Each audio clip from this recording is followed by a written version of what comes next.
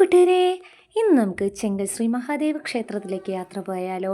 യാത്രയല്ല, ഞങ്ങൾ അവിടെ ഒരു പ്രോഗ്രാം കിട്ടിയിട്ടുണ്ട്. അതിനായിട്ടുള്ള കാര്യങ്ങൾ അറിയാൻ വേണ്ടിയിട്ട് പോയതാണ്. ഞാനും അങ്ങനെ എൻ്റെ ശ്രീയും കൂടെ അമ്പലത്തിനകത്ത് ഒരുപാട് യാത്ര ചെയ്ത ശേഷം എത്തിച്ചേർന്നിട്ടുണ്ട്. വലിയൊരു അമ്പലമാക്കി, അവിടെ ഒരു വലിയ ഹനുമാൻ്റെ പ്രതിഷ്ഠയൊക്കെ വെച്ചിട്ടുണ്ട്.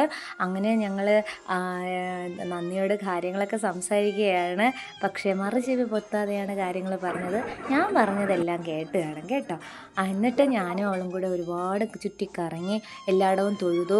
എന്നിട്ട് ആ കൂടാരത്തിലിരിക്കാൻ നല്ല സുഖമായിരുന്നു, നല്ല തണുപ്പായിരുന്നു. അവിടെ ഇരിക്കാൻ വേണ്ടിയിട്ട് ഒരു പഴമയുടെ ഒരു അനുഭവമായിരുന്നു അതിലിരുന്നപ്പോഴത്തേക്ക്.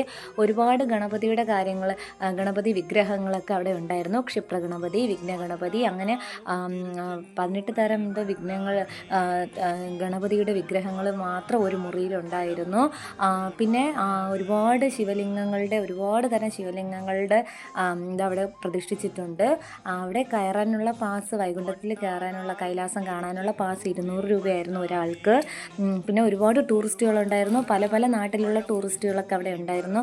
പല ഭാഷകൾ സംസാരിക്കുന്ന ടൂറിസ്റ്റുകളൊക്കെ. അത് കണ്ട് അന്തം വിട്ട് ദൈവത്തിനെ നോക്കി, ആ ശിവലിംഗത്തിനെയൊക്കെ നോക്കി നിൽപ്പുണ്ടായിരുന്നേ. ഞാൻ പിന്നെ അവിടുത്തെ സ്വാമിജിയെ പോയി കണ്ടു. അദ്ദേഹത്തോട് സംസാരിക്കാൻ പറ്റി. പിന്നെ ഞാനും ശ്രീയും കൂടെ അവിടെ നിന്ന് കുറേ ഫോട്ടോസൊക്കെ എടുത്തു, കുറച്ച് വീഡിയോസൊക്കെ എടുത്തു. അവിടെ ഫോട്ടോസിനും വീഡിയോസിനൊന്നും പ്രോബ്ലമൊന്നുമില്ല, എല്ലാം അലൗഡാണ്.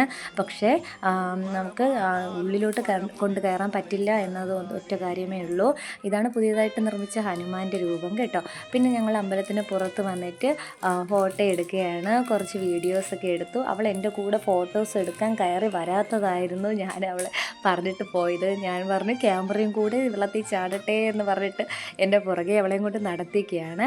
പിന്നെ വരുന്ന വഴിയിൽ ഒരു വയലിൻ്റെ ഒത്ത നടുക്കായിട്ട് ഒരു അയ്യപ്പൻ്റെ ക്ഷേത്രം കണ്ടു. അതൊക്കെ കണ്ടിട്ട് എനിക്കൊരു അത്ഭുതമാണ് തോന്നിയത്.